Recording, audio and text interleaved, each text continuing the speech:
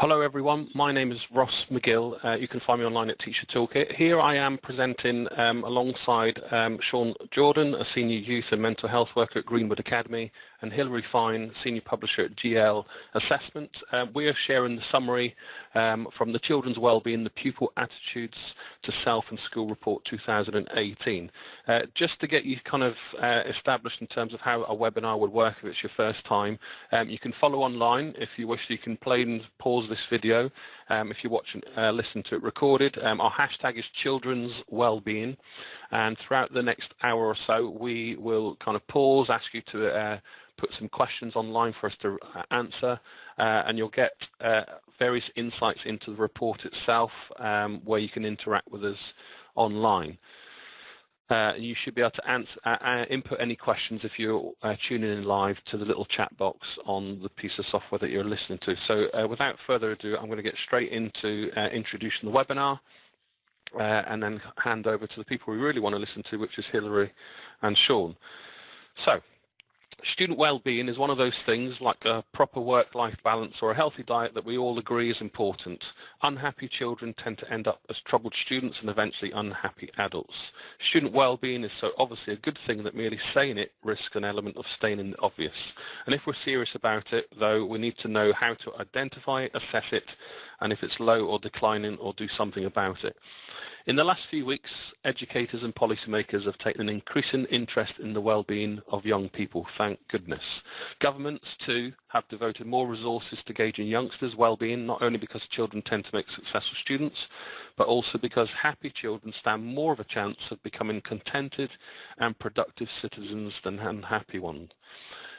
Official awareness has only increased since studies have suggested that student well-being in the UK is a matter of some concern, and I welcome this report, one of the largest of its kind to ever be conducted in the UK, aims to add to the body of evidence. It is based on analysis of data from more than 850 students aged 7 to 14 years old in England, Northern Ireland, Scotland and Wales. So without further ado, I'm going to get straight into our first question with Hilary. So Hilary is our Senior Publisher here at GL Assessment. And this is a huge survey, Hilary. Were you surprised by the findings? Well, I think with the focus on mental health and well-being, we knew there would be areas of concern the survey would highlight, but we were quite surprised by the starkness of some of the findings. So our study found that almost 1 in 5 children exhibit low self-regard and doubt their capabilities as learners, and these are traits which are good indicators that a child's well-being may be at risk. So there's approximately 100,000 children per school year that may be at risk, which is quite shocking. Mm-hmm. So it's a huge, huge number. Sean, if I could bring you in for a moment. You've got a very large number of free school meal students in your school, I believe 70%. I imagine that leads to some complex challenges when it comes to addressing many students' aspirations and emotional needs. How does that play out or translate into your school? Yeah, so we have 70% of free school meals, as you mentioned. We've got to be careful not to generalise. Yes. A lot of young people who are on our free school meal register. But what we tend to find is that stuff around kind of their low aspirations, literacy, and also complex social emotional needs do come into play. So that's when we try and step in at Greenwood Academy and try and provide that support for them where they may be, where they may not have that support. Mm-hmm. And could you maybe unpick what would be your first step of action from looking at the data? So once we receive the data, I tend to sit down with the young people and try and find out what is actually going on inside their heads. So we use the past attitude survey, and then we Yes. use our own mental health screening tool in school. And by using these two sets of data, it enables us then to really focus on the work that needs to be done with the young person. But also the young person can then visualise exactly where they may be going wrong, and we can work with them and they can try and understand the areas that they need to improve on. So the data is really, really important for us. Okay, and I'll come back to you and unpick a little bit more kind of examples from you. So thank you. Hilary, can you explain a little bit more about PASS and what attitudes it assesses? So PASS stands for the Pupil Attitudes to Self and School Survey, and it was developed by educational psychologists based in Sandwell. And it offers a powerful way of helping teachers look at children by identifying possible barriers to learning, such as issues with confidence, resilience, motivation, concentration, disaffection, alienation. So it acts as a real early warning system to give an opportunity to look behind the mask that pupils or students may have at school, and to really understand which factors, such as feelings about school, their self-regard, or their attitudes to attendance, may be influencing how they then behave. Okay, and we'll unpick each of the different factors. There's one that caught my eye, the biggest difference in terms of feelings. But if I come back to Sean, could you tell me how you use the data? You know, I touched on just before how you use the data and what would be your first step. So what does this look like in the reality of school life? So my job is solely working one-to-one with the young people in school.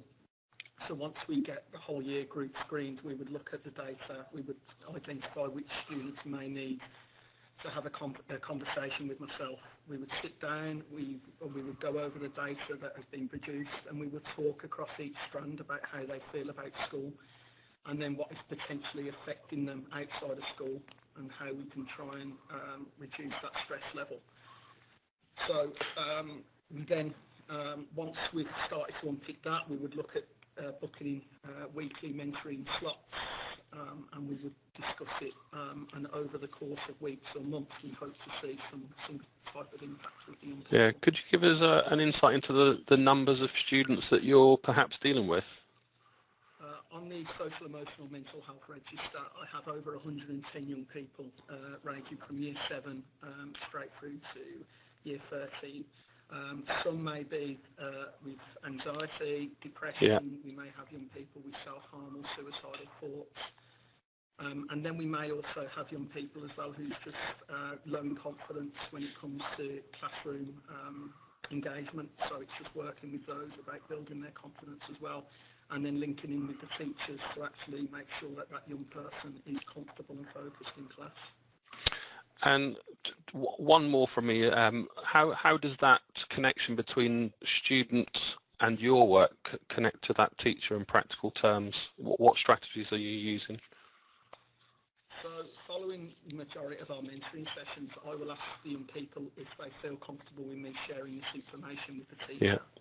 If they don't want me to share the information, I won't. But if they do, then I would tend to either send an email to staff just explaining the difficulties that the young person is having in their lesson. And then what I may do then is to have a follow-up conversation, go to see the young person and the teacher, maybe in an observation lesson, or meet with them during break or lunchtime, and the three of us can discuss how we can move forward.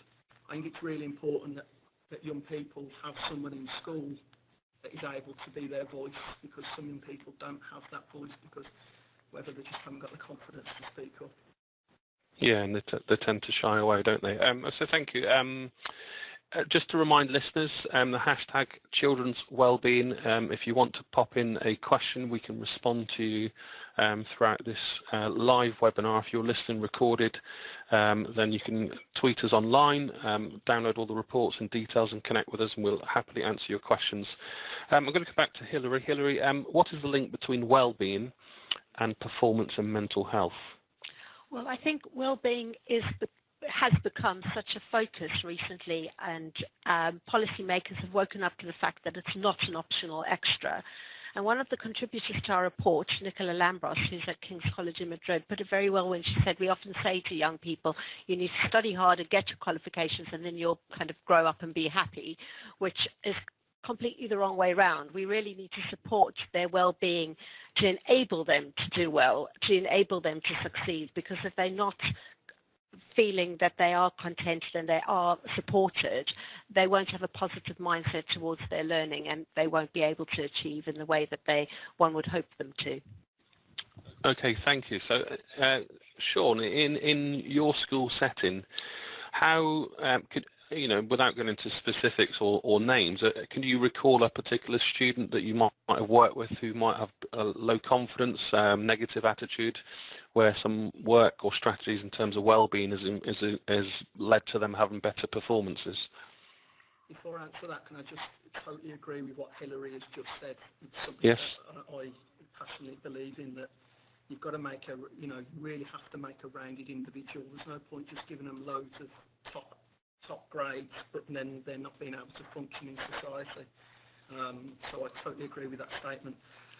In terms of the young people that I've supported around your question, it's very much a case that if they are really low on confidence, we can look at stuff around a bespoke timetable. So getting them out of those lessons for a short period of time, doing some really intense work with them, whether that's with them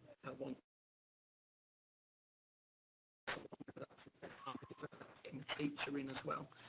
And then what we tend to do is we then go into the lesson with the young people, and we would then step by step start to move away once we feel as though that young person is more comfortable in lessons. I've had many cases with our young people where I've had to get outside agencies involved, where I've just felt as though that their mental health is too high for my expertise. And I think that's really important, that schools use these outside agencies to enable the young people to become stronger people.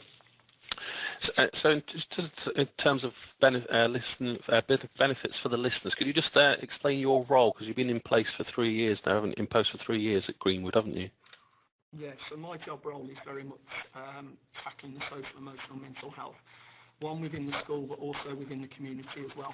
My contract is all year round, and I have my annual leave kind of when I want. So I'm not on a teacher's contract. So trying to do mental health campaigns within the community as well is key to the work that myself and the other youth workers do. And I'm assuming you have direct connections with that specialist support that you would need when you've mentioned that it might go above your skill set. Yeah, so back in 2016, I was involved in the transformation of Birmingham's CAMS. It's now called Forward Thinking Birmingham. We were part of a school pilot programme.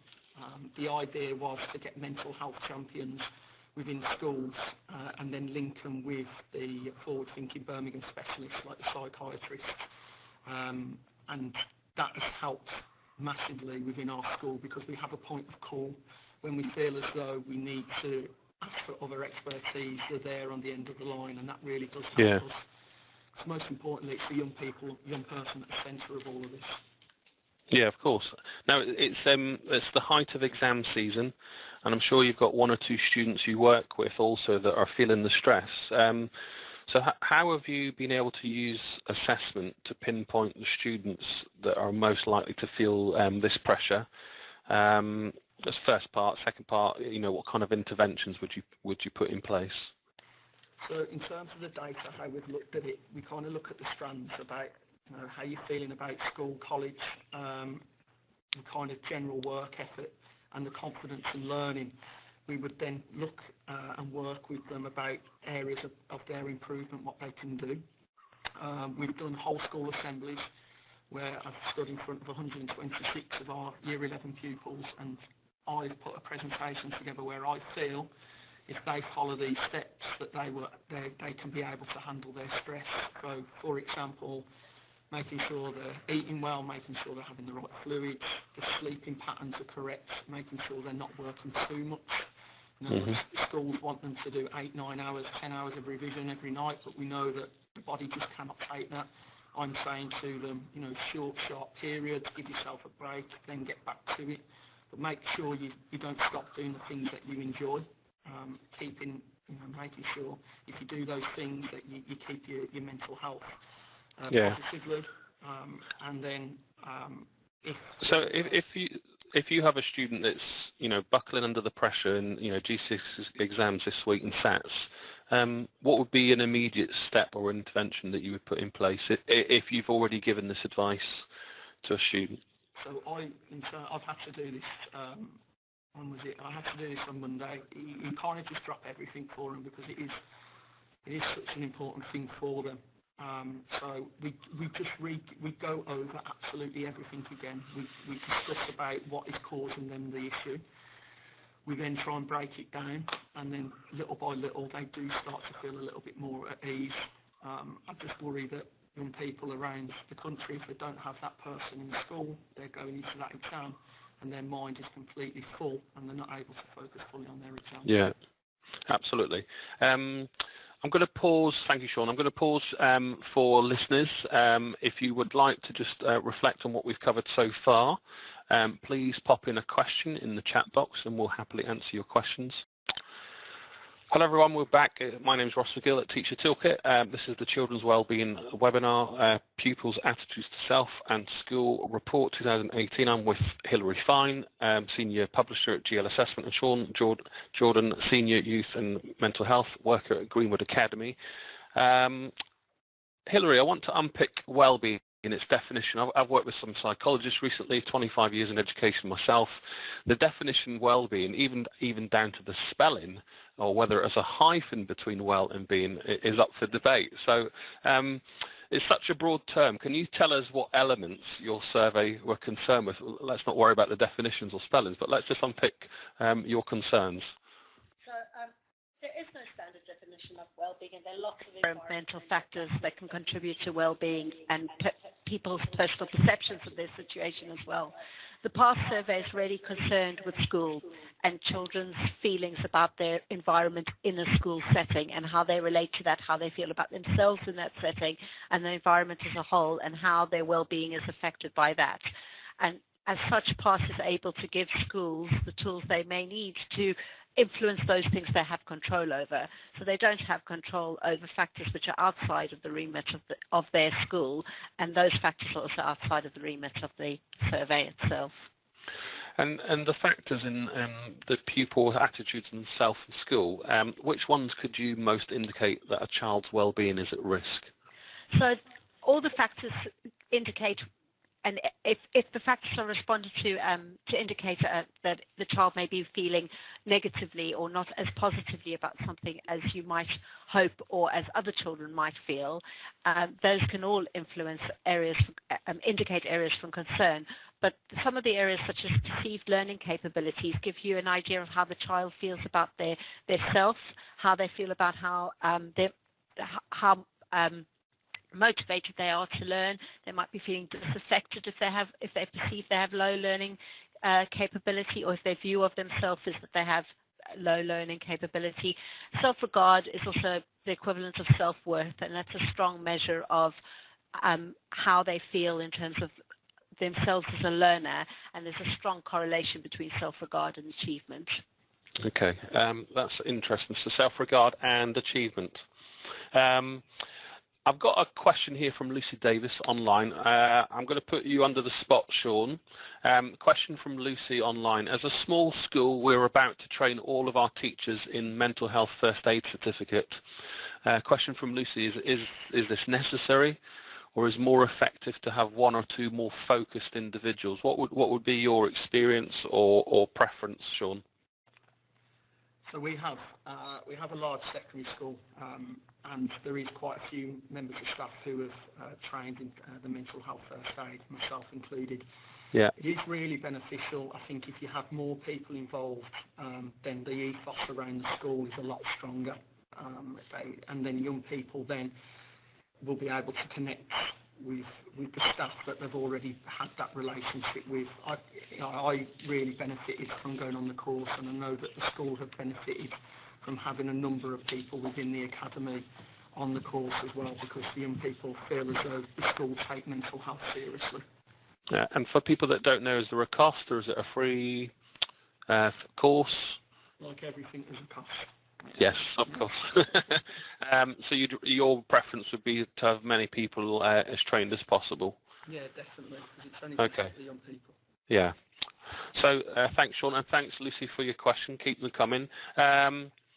Hilary, do you think the signs that all is not well are easy to miss, with all this data, all this research, being alive for classroom teachers and people like Sean who are supporting our children? Is it easy to miss? I think some children are easy to miss. I think there will be children that are at risk, that are known to the school, but then there will be the ones who are perhaps quieter. So Elizabeth Prescott, who is a contributor to the study from Wales, talks about invisible children. So children are quiet, they come to school, they're generally quite well behaved, and they try to please their teachers or the school in general, but they might have cause for concern. There might be some issues that they're not voicing, and giving them the opportunity to complete a survey like PASS gives all those children a voice, so the school can see that there may be children who are invisible or are wearing that mask. So it's every child can get captured, I guess, isn't it, from this tool? So Sean, it's Mental Health Awareness Week, which I'm sure you're very aware of. Aside from Year 11, what activities do you do in your school to raise the profile? Talk through some of your initiatives. So this week we're doing a full campaign on Mental Health Awareness Week. It's quite funny actually that they've decided that it's going to be under stress this week, and obviously with our Year 11 starting their GCSE, so it's fitted in quite well. We also do stuff around the anti-bullying week, which then maybe coincide with the LGBT autism as well. In our school we have an autistic resource base with nearly 71 students with a diagnosis of autism or ADHD, so making sure that they feel as though they've got a voice in school as well. We do Young Carers Week as well, where we link in with our local Young Carers provider group, and we get them in to do assemblies to the whole year group to explain what young carers have to go through on a daily basis. So there is campaigns happening quite often throughout the year. Is there any particular campaign that you're most proud of that stands out or might capture these invisible children? We were happy with the event that we've done last year, where we've done an anti-bullying walk. So there's five primary schools that are on Castle Vale, and we walked to the surrounding primary schools with runners. We got them we then picked up other primary school children on the way, and we walked around, and we then ended up on live radio, sending our message across kind of Birmingham, explaining, why we're doing this walk, how bullying needs to stop. And the young people felt empowered by doing that, which then has coincided with the school having our anti-bullying ambassadors in the school as well, so they're like peer mentors for the younger year group, so that was really successful. So what strategies are you using to engage parents? I would imagine you might have had a few parents on this anti-bullying walk? No, actually we didn't have any parents. We just kept it young people focused. We wanted to give them the afternoon where they can feel as though they can empower their community, which is really good. But in terms of engaging with my parents, I know in my work and with my colleagues' work who do the one-to-one mentoring, if it's not a safeguarding issue and the young people feel as though they want their parents to know, we will engage with the parents really well. We've got to, myself and my colleague always say that we're kind of the young people's voice at times, and I know I've mentioned that before, but we really are, because we've got to speak up for these young people once they've got the confidence to speak up for themselves, we've got to be there for them. Yeah. So thank you. I'll come back to you and ask you shortly about some more parental engagement ideas that you might have. Hilary, back to the research. Any gender differences? So interestingly, our analysis shows that boys are just as likely as girls to have negative feelings about themselves. And there was actually very little variation between genders, but girls seemed slightly more positive when it came to attitudes towards attendance and preparedness for learning.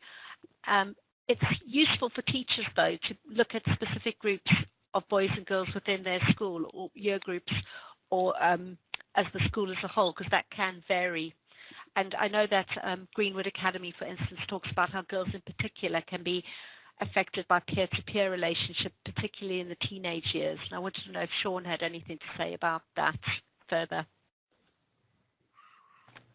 Yeah, you're totally right, Hilary. I think a lot of the work with the girls that I do is kind of a little bit around their personal appearances and judging themselves against others, whether that's obviously their personal view or whether it's academically as well. It's actually just reminding the girls that they don't need to be on this sort of platform, that they come to school, they're here to learn. They've got to remember they're still a child and they need to enjoy that childhood. I don't think the press helps them. I don't think music and film stars help them, because the girls feel as though they've got to look a certain way.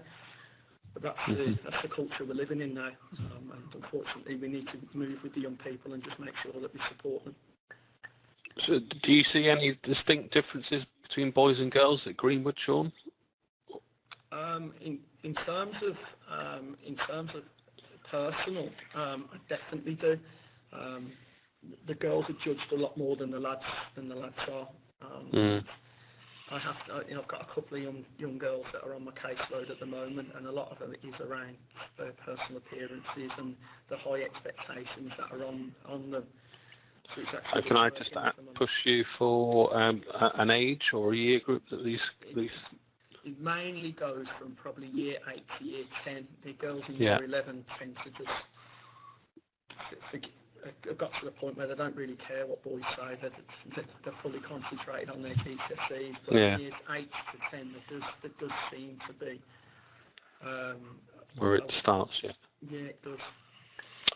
Okay, thank you. Hilary, I understand there was little variation between schools with many and few free school meal pupils, apart from in a couple of instances. But can you explain what they were, and in your view, what would explain the difference? Well, Greenwood is a school with a high proportion of pupils on free school meals, as Sean explained earlier. And in the category of children on free school meals, the main exception was that those students showed more positive attitude towards their teachers than children generally. So 72% of those on free school meals compared with 67% of those not on free school meals. And this is possibly because teachers have such a positive impact on these children's lives and are a stable factor in their lives. And I think, listening to what Sean's been saying about what he does in his school, I think you could certainly draw that conclusion. And were there any regional variations? There were more similarities than differences regionally. Overall, students in Northern Ireland, Scotland and Wales have a slightly more positive attitude towards their teachers than those in England. And students in England were more negative than those in Northern Ireland when it came to their feelings about school. But they were small differences. And the response to curriculum demands was 20% of students in England didn't feel that they were equipped for the demands of the curriculum, compared to only 16% in Northern Ireland, Scotland and Wales. And there's also, I noticed, a slight difference in state and independent students as well. Was it 85% independent and 69% state schools in terms of attitudes? So that's quite interesting. And Sean, is there any, with your local schools, is there anything that you can see between schools? Or I guess, Birmingham is a large city, I know, and there's a lot of schools there, but are there any differences between schools, or are you seeing common threads in terms of students' well-being and mental health from particularly students that come from primary schools into your setting? No, I do tend to find the same types of behaviour regardless of what primary school you come from. Could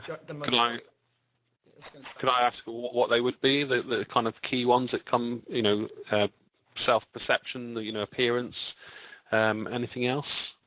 A lot.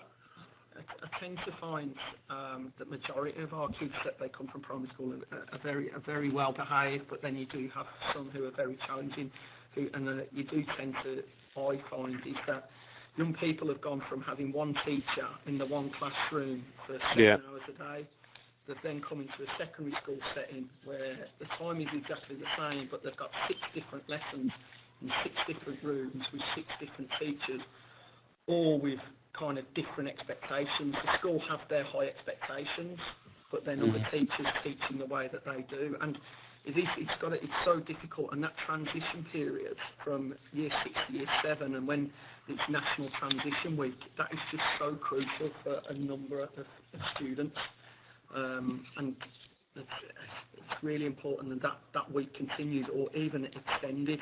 We looked at doing a summer school a couple of years ago, Yeah. We provided nearly 3 weeks of 5 days a week over 3 weeks, where the new Year 7 cohort came along and they had a taster lesson each day of a different subject, and that worked really well. Unfortunately we were unable to do it last year due to the school move. Yeah.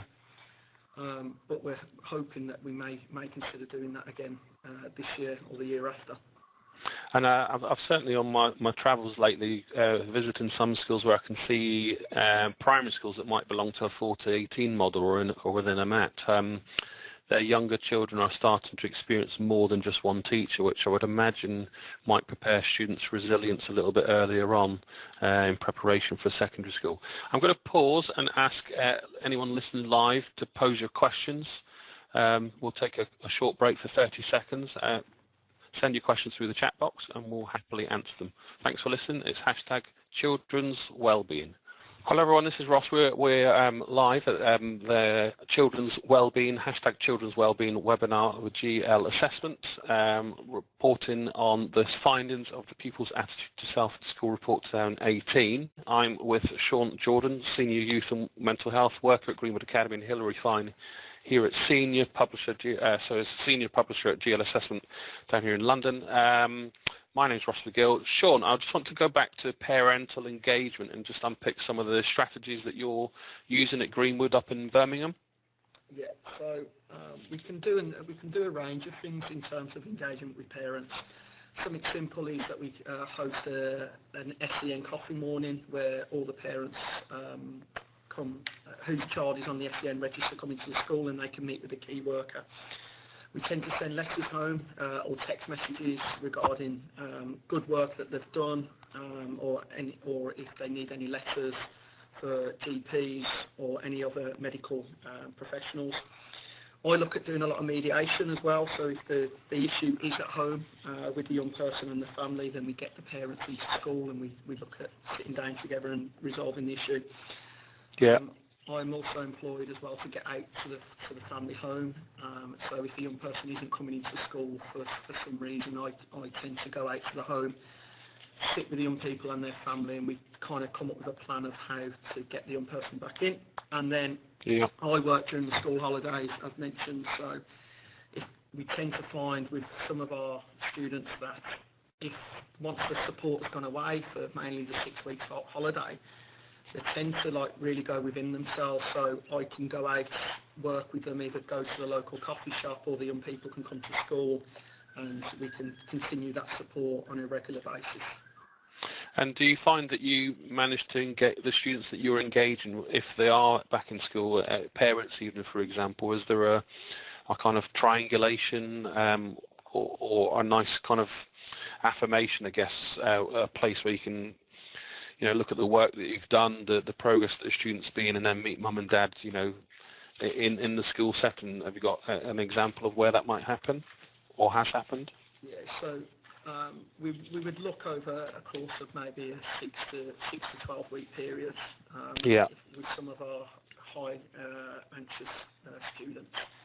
Once we feel as though they're in a good place, we get parents into school. We can sit and see if they've seen improvements at home. If there hasn't been improvements in some areas, then we come up with another plan. We tend to be in communication on a weekly basis with our parents, whether that's sending timetables home for the next week, whether that's just dropping a text to say, listen, your child has done really well this week. Please make sure that you give them a pat on the back when they get home. Yeah. And then if the student isn't doing well in school and the student isn't, doing okay at home, we tend to review it very quickly instead of allowing it to carry on. So that would be phone calls or getting parents back up to the school and re-looking at another plan. It's really important that you have the dialogue with the parents. I tend to find that we have the young people for 6 to 7 hours, and the parents have them for the rest. And what you tend to find is the young people will hold all their anxiety within themselves, and as soon as they get home, they explode at their parents, which then causes an issue at home, which I then try and say to our young people the following day, why don't you come to me, tell me what the issue is, so when you go home, you can concentrate on just enjoying your evening, knowing that when you come into school the next day, hopefully the issue will be sorted for you.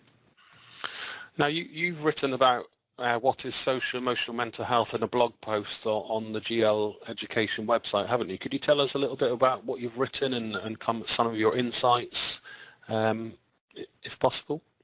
Yeah, so the blog was all around kind of the addressing of social emotional needs.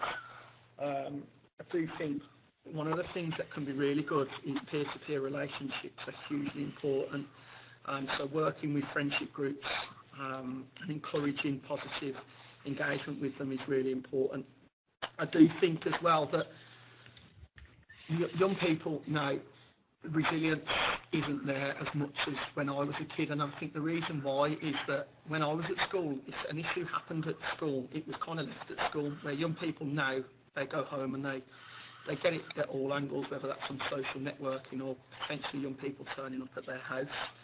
And, you know, it's great to read the government's green paper about why, you know, social media is on their agenda about tackling that, because I think that's one of the biggest killers for young people, affecting social, emotional, mental health within our young people.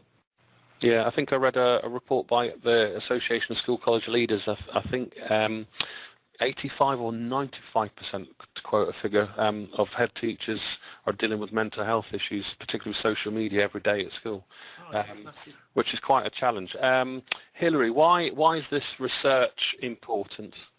Well, I think the research is vital because young people spend such a large proportion of their lives in school. So it's the environment where if their well-being isn't understood and steps aren't taken to promote their well-being, we're missing a very, big piece of the puzzle. So as much as the, schools can't do a huge amount about what's happening outside of school, what's happening inside school, they can investigate and they can do something about. So this research allows them to see the areas that might require some further investigation. So here's the kind of key question. Now we've got this research, I'm going to ask both of you, what actions should I as a teacher or a mental health worker or as a leadership team take, or even as a parent, take from this research? So if we just start as a school leadership team, what would be your recommendations, Hilary? So I think if I go back to the PASS assessment itself, the survey, it acts as a sort of heat map to identify those children who might be at risk. And I think once you know who those children are, you need some further investigation. And I'd like to just use an example of a child who came out of her PASS survey with red on all her factors. She was obviously very unhappy and had quite negative attitudes towards school. And a 20-minute discussion with her revealed that one of her teachers didn't know her name. And it was as simple as putting in place some actions so that that teacher referred to her by name and told her it wasn't intentional, or that her perception that he didn't know her name wasn't perhaps correct.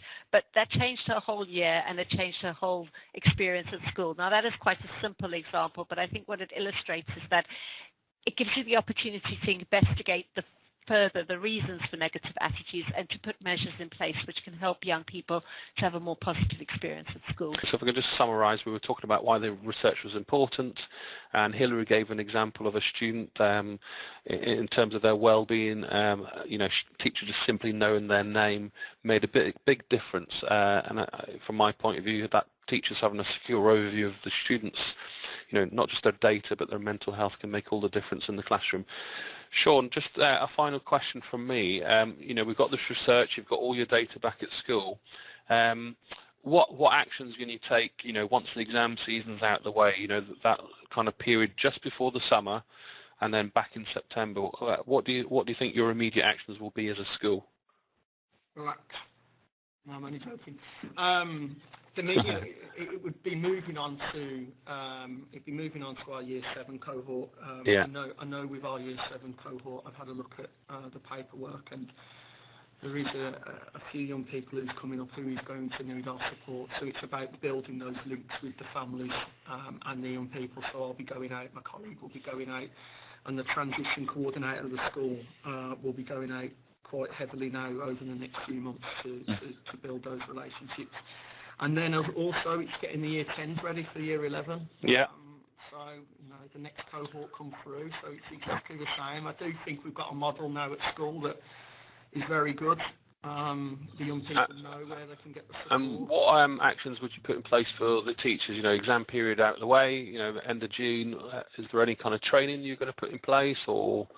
disseminating any information? Yeah, there'll be whole school staff training which will be done. Number one will be safeguarding, so we'll be talking about the young people who we feel are at risk and making sure they're supported. We'll be going over the SEN cohort. We'll be looking at triggers. We'll be looking at sensory needs, anything like that. We will make sure the teachers are fully equipped.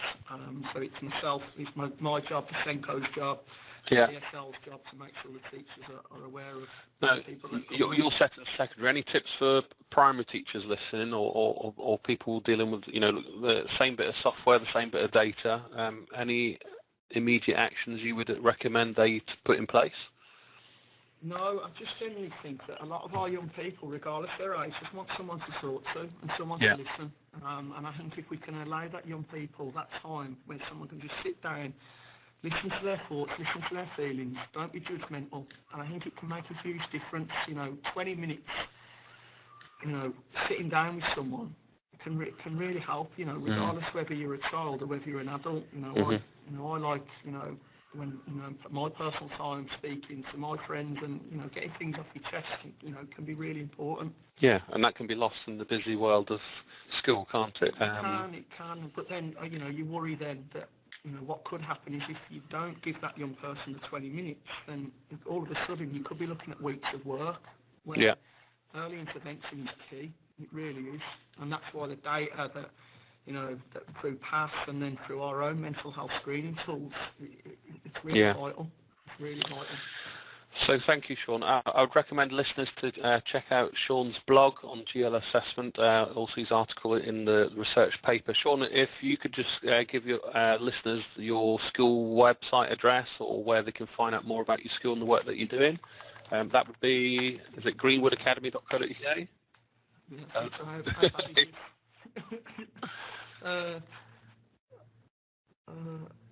And Hilary, any last comments from you? I think I just wanted to say thank you to Sean because he gave some real examples of how PASS gets used in the school to positive effect, and that's what the study was all about, to show how you can use this tool to have a positive impact on young people's lives. Okay, thank you. Sean, over to you. Website. Yeah, if you go into Google, type Greenwood Academy, and it's the first one on the Google site. All right, lovely. No worries. So thank you to you both. Very important research. If you're listening live, this is your last opportunity to ask a question. We're here until 5:30, but if we don't hear from you, we're going to log off. I'm just going to summarise our session. So last call for listeners live to put in your questions. So this is our Children's Wellbeing webinar, GL Assessment. My name is Ross McGill at Teacher Toolkit. I've been having the pleasure of talking with Sean Jordan, Senior Youth and Mental Health Worker at Greenwood Academy, and Hilary Fine, Senior Publisher at GL Assessment. As this research has demonstrated, a significant minority of students in all four corners of the UK have negative feelings towards school and struggle with issues like self-regard and their perceived capabilities as learners. The correct use of assessment data can give schools insight into pupils' mindsets and help identify those who are at trouble and whose well-being is likely to be at risk. And as we all know, and I guess this research, very important research highlights, and it's almost like we need to put it under the nose of people in power and politicians, is that students need time to be listened to, time to deal with their own resilience and areas to improve. And that's ultimately going to come with a little bit more funding so we can put a lot more adults in front of our children. This is your last call. Otherwise, my name's Ross McGill. This is the hashtag Children's Wellbeing. Feel free to tweet myself, Hilary, Sean. Are you on Twitter?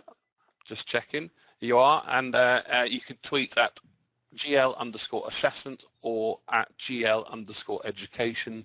And we'll respond to your questions on Twitter during appropriate hours in the name of Mental Health Awareness Week. Wishing you all the best. Thank you for listening, and we hope to speak with you again.